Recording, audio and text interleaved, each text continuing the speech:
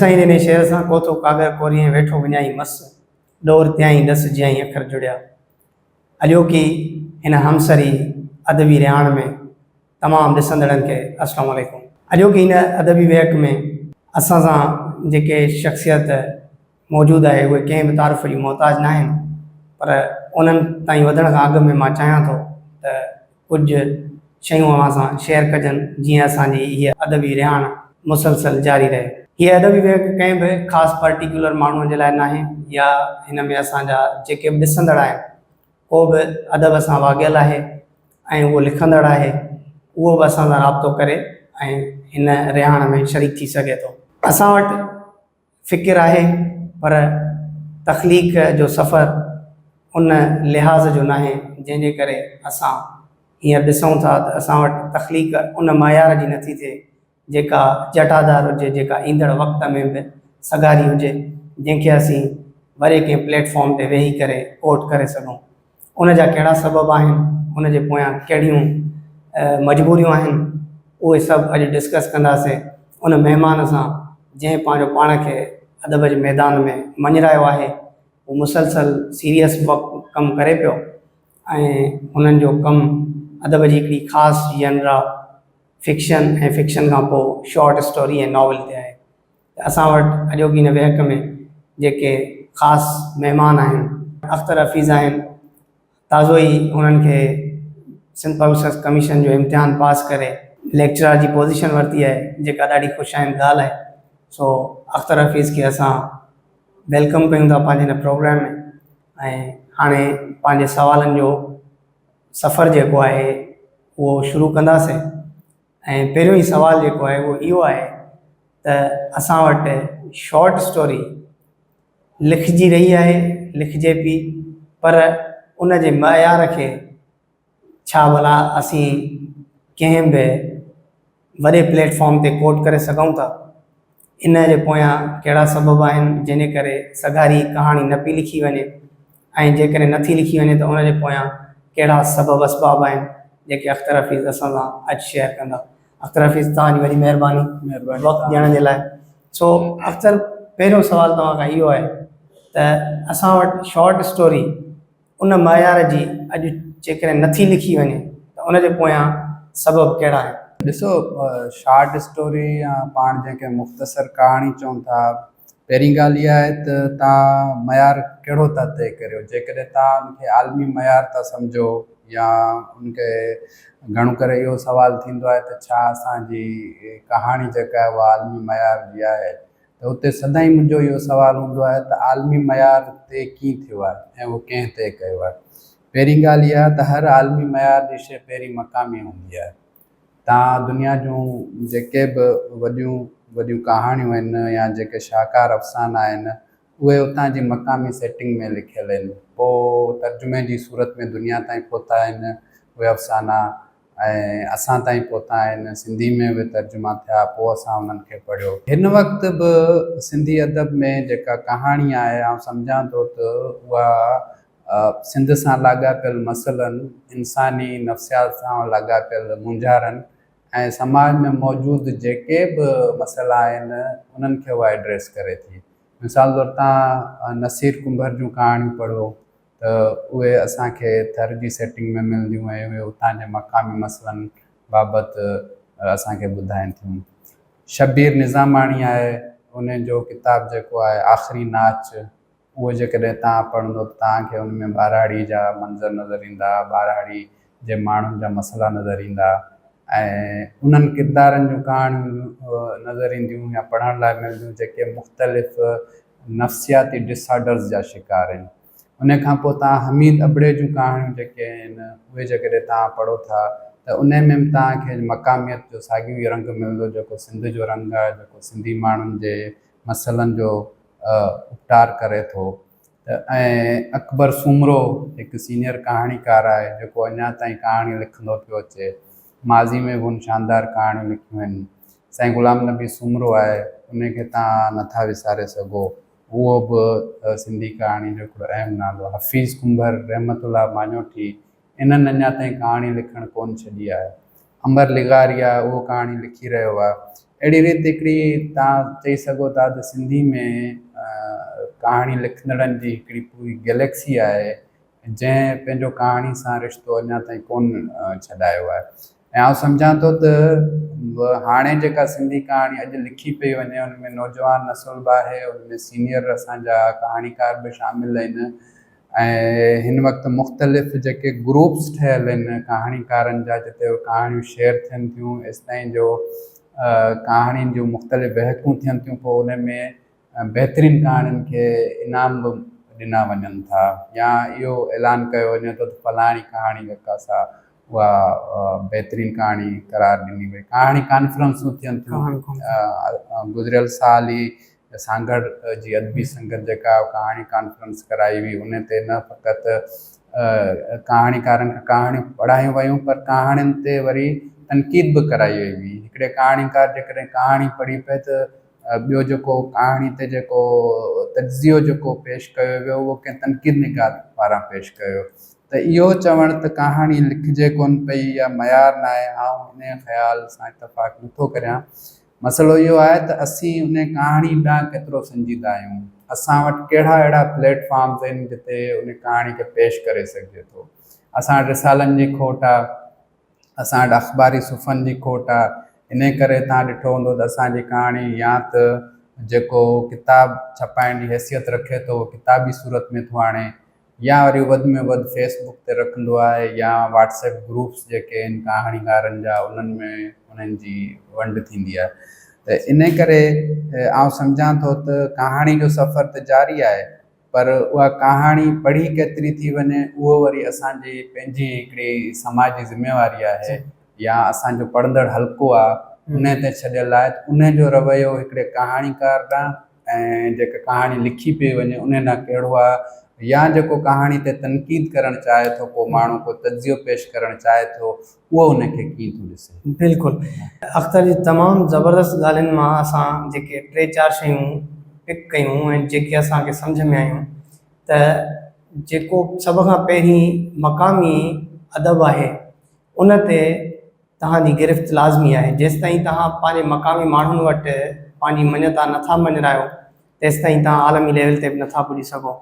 शेख हयात पंहिंजी ऑटोबायोग्राफी में लिखियो आहे त पंहिंजी शाइरी मूं शुरूआत जेका आहे उहा उर्दू शाइरीअ खां कई ऐं उर्दू मूं लिखी शाइरी, पर इब्राहिम जोए मूंखे चयो त तूं सिंधीअ में शाइरी शुरू कर त मां सिंधीअ में शाइरी न कई ऐं जॾहिं पार्टीशन वारो टाइम अची वियो त मूंखे सिंधीअ में शाइरी लिखण जो जुनून थियो ऐं मूं सिंधीअ में शाइरी लिखी ऐं पोइ शेख हयात मक़ामी माण्हुनि वटि ऐं पोइ अॼु असांजे उर्दू माण्हुनि वटि ऐं ॿियो पंहिंजे प्रोविंस खां ॿाहिरि जे माण्हुनि वटि बि फेमस आहे।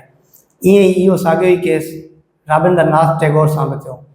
टैगोर सभ खां पहिरीं पंहिंजे मक़ामी माण्हुनि वटि मशहूरु थियो, उन खां पोइ हुनजो दोस्त उन हुनजी शाइरीअ खे तर्जुमो कयो W.B. येट्स ऐं W.B. येट्स जॾहिं हुनजो तर्जुमो कयो तॾहिं हुनखे नोबेल प्राइज़ मिलियो। ॿी जेका अख़्तर जे ॻाल्हियुनि मां असांखे हिकिड़ी शइ वाज़े थी उहा इहा थी त इंतिहाई ज़बरदस्त कहाणियूं लिखिजनि पियूं जिन में अकबर सुमरो जो नालो बि वरितो वियो। अकबर जा ॿई मूं नॉवल जॾहिं पढ़िया शहर जी ॻाल्हि ऐं कुमाच नॉवल त वाक़ई में मूंखे इहो घड़ी सवाल आहे महसूसु थियो त वाक़ई इंटरनेशनल अदब असांजो अदब उन सां बर मेचे सघे थो। ॿियो सवाल करिणो आहे अख़्तर खां उहो इहो आहे त कुझु माण्हू अहिड़ा आहिनि जेके हींअर असां ॾिठासीं त हुननि कहाणी खे छॾे फ़ौरन जंप कयो नॉवल जी तरफ़। हुननि कॾहिं कहाणी बि न लिखी ऐं जॾहिं हुननि जो नॉवल पढ़िजे थो त हुन मां इहो बख़ूबी अंदाज़ो लॻाए सघिबो आहे त हिननि शायदि कॾहिं जमाल अबड़े खे बि न पढ़ियो आहे, हिननि नसीम खरल खे बि न पढ़ियो हूंदो ऐं हिननि ज़रूरु रसूल बख़्श पलीजे खे बि न पढ़ियो हूंदो। जेकॾहिं पढ़नि हा त शायदि अहिड़ो नॉवल न ॾियनि हा। त इन जे पोयां कहिड़ा सबब आहिनि जो हू तकिड़ो नॉवल निगार थियण जे शौक़ में नॉवल त लिखनि था पर उन में उहो फ़िक्र ॾियण खां महरूम रहिजी वञनि था। ॾिसो novel is not labelling something, माना नाविल निगार थियणु ऐं नाविल निगार तौरु मञराइण ॿ अलॻि ॻाल्हियूं आहिनि।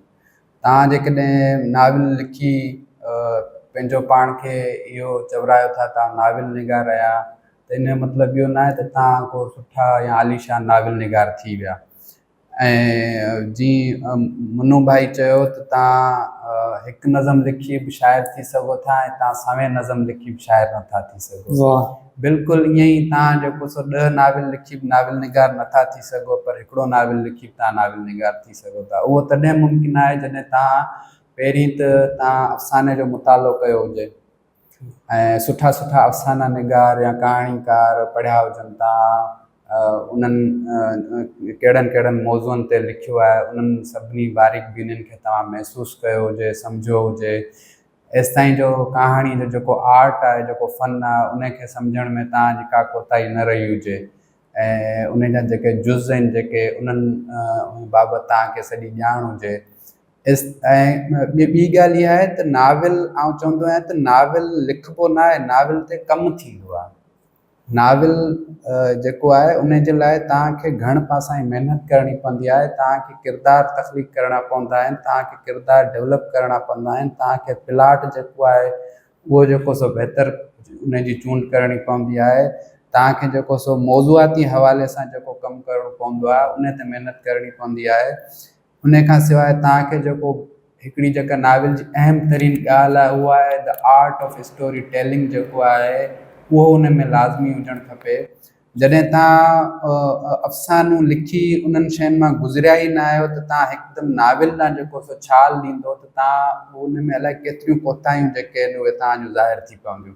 सिंधी अदब में बि ईअं थियो आहे, सिंधी अदब में अञा ताईं ईअं थी रहियो आहे त जिन माण्हुनि कॾहिं अफ़साने जो को टुकड़ो, का ॻाल्हि, का अहिड़ी शइ न लिखी आहे, को मुख़्तसर कहाणी बि न लिखी आहे, उन्हनि हिकदमि नाविल मार्केट में आणे छॾिया आहिनि। जॾहिं उहे नाविल पढ़जंदा त असांखे इहो अहसासु थियो त असां पंहिंजो वक़्तु ज़ाया कयो आहे। उनजो सबबु छा आहे? उनजो सबबु इहो आहे त सिंधी में हिकु वॾे वक़्त ताईं नाविल जी सिंफ़ गुम रही आहे। गुज़िरियल 10 सालनि में नाविल तमामु घणो लिखियो वियो आहे। तव्हां ॾिसी वञो त हर साल तक़रीबन 20 खां मथे नाविल अचनि पिया। गुज़िरियल 10 सालनि में कॾहिं 22, कॾहिं 23 नाविलनि जो अंगु एतिरो आयो आहे। त उन में इन हिकिड़े फैशन तौरु जेके माण्हू शामिलु थिया पंहिंजो पाण खे नाविल निगार मंझराइण लाइ, त उन्हनि जॾहिं इहो नाविल जी सिंफ़ में जॾहिं हथु विधो त उहो नाविल जेको सो न फ़क़ति उन जो मयार जेको आहे उहो बहितर न रहियो, पर उन्हनि माण्हुनि माना केतिरनि ई माण्हुनि खे नाविल तां अरवाही खणाए छॾियो।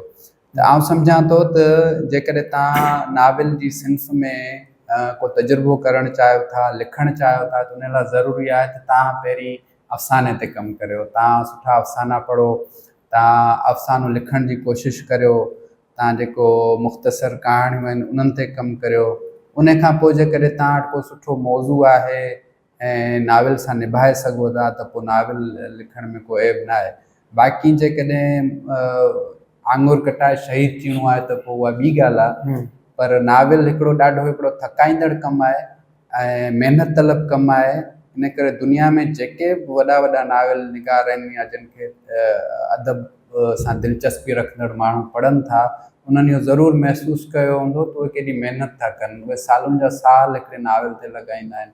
अरुंधति राय तक़रीबन 16 सालनि खां पोइ नाविल असांखे ॾिनो ऐं जेको गुगी वाथिंगो आहे जेको अफ्रीकी नाविल निगार आहे, उहो बि वॾे वक़्त खां पोइ हमेशह पंहिंजे नाविलनि में 4-5 सालनि जो गैप ॾींदो आयो आहे।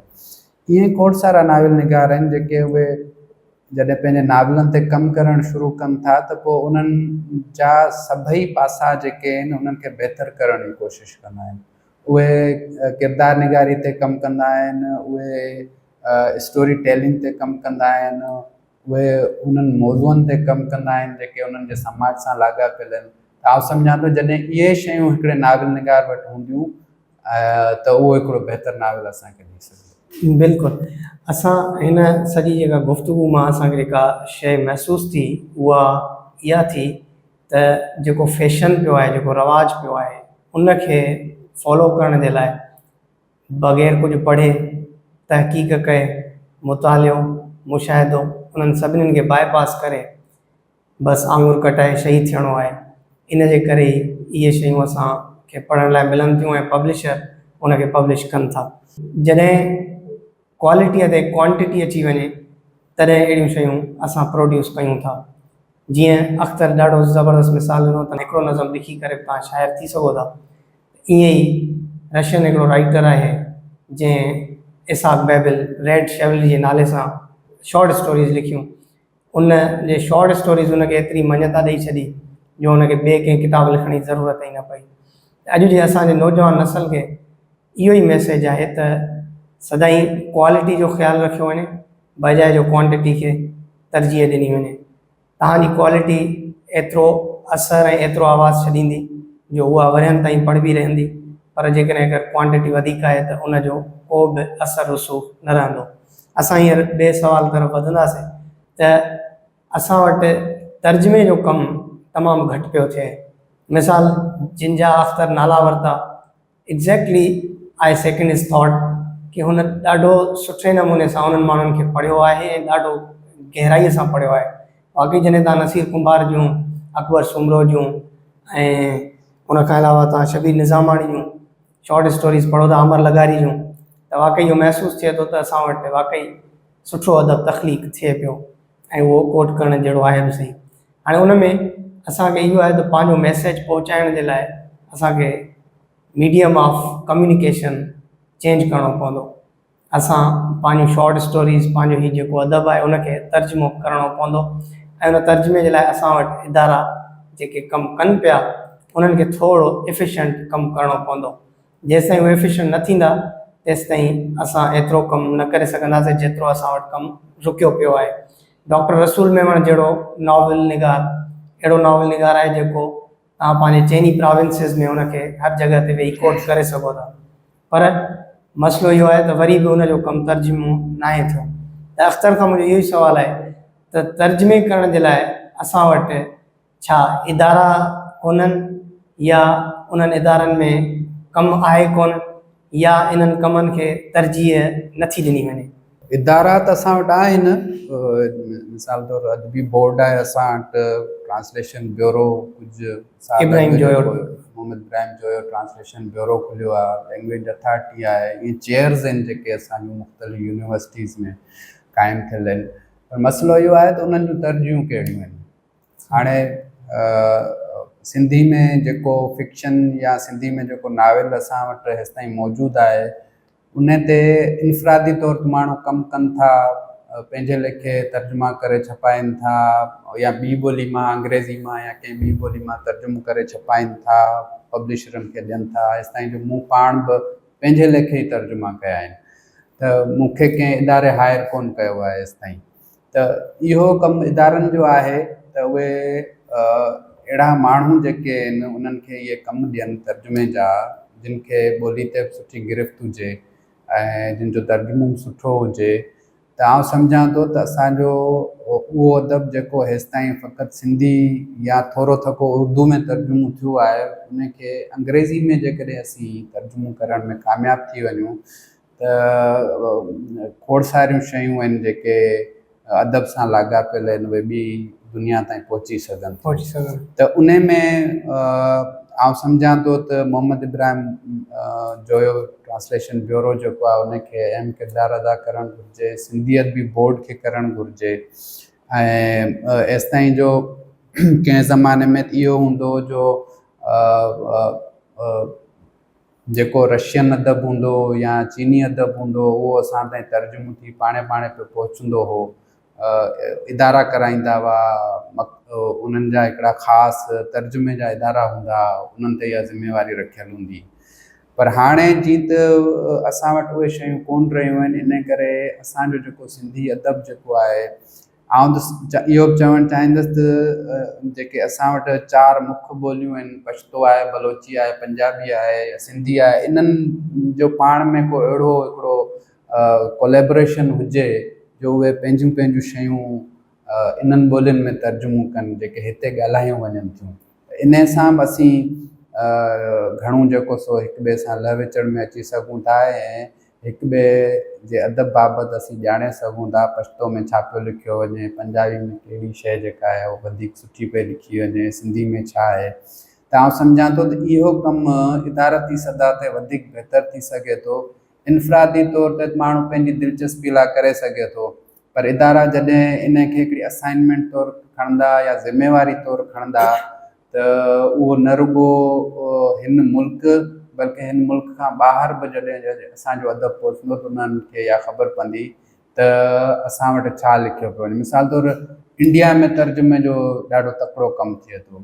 तव्हां जेको बि उते साउथ में जेके ॿोलियूं तामिल कन्नड़ या मलयालम में जेको बि अदब लिखे थो उहो हिकदमि अंग्रेज़ी में तर्जुमो थी थो वञे। ऐं शीला टोमी जेका आहे उहा क्लाइमेट फिक्शन जी ॾाढी सुठी हिकिड़ी लेखक आहे। उन 2 नाविल लिखिया आहिनि हिकदमि, उहो उनखे इंग्लिश न आहे ईंदी, उहो 2 तर्जुमा थी आहे अंग्रेज़ी में। पेरूमल मोर्गन जेको आहे उनखे हिंदी ॻाल्हाइणु कोन ईंदी आहे, उन जा सभु नाविल तव्हां ॾिसो अंग्रेज़ी में मौजूदु आहिनि। त उहो जॾहिं इदारा कमु कनि था त उन्हनि जे लाइ मसइलो न आहे कहिड़ी ॿोली मां तर्जुमो थी सघे थो। सो आउं सम्झां थो त इहा ज़िम्मेवारी इदारा खणनि ऐं सिंधी अदब खे न फ़क़ति अंग्रेज़ी में पर दुनिया जूं जेके बि वॾियूं ॿोलियूं आहिनि उन्हनि में तर्जुमो कराइणु ऐं खे तरजीह ॾियनि। सही।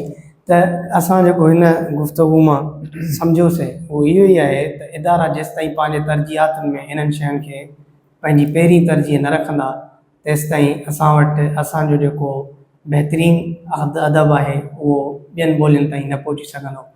इन जो इहो ई सबबु आहे, इहो ई कारण आहे त पाकिस्तान अकेडमी ऑफ लेटर्स में हर साल जॾहिं बि असांजा सिंधी अदीब वञनि था त उन्हनि खे पाण वञी उन्हनि खे तारुफ़ु कराइणो थो पए त मूं हेतिरो कमु कयो आहे, मूं हीउ कमु कयो आहे। ईअं छो नथो थिए त असांजो कमु ई असांजो तारुफ़ु थी वञे ऐं असां जॾहिं हुते वञूं त हू असांखे नालो खणी चवनि त तव्हां हीअ किताबु लिखियो ऐं असां तव्हांजो हीअ किताबु पढ़ियो। इहो तॾहिं ई थी सघंदो जॾहिं असांजा इदारा पंहिंजी संजीदगीअ सां इन कम खे असाइनमेंट तौरु ज़िम्मेवारी तौरु करे खणंदा। मिसाल मोहम्मद इब्राहिम जो ट्रांसलेशन ब्यूरो जो ज़िक्र निकितो।